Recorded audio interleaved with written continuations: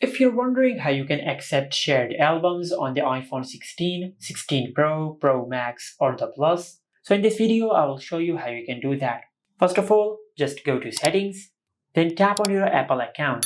Now from here, just tap on iCloud, then under Save to iCloud, just tap on Photos. Now from here, just scroll down to the bottom of the page, and under Albums, you will find the feature of Shared Albums. Now just enable this toggle.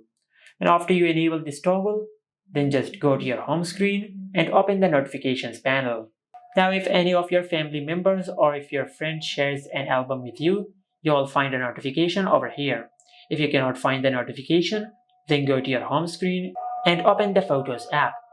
Now if you're on the library section, just tap on Collections, and at the top of the collections, you will find the invitation which they have sent.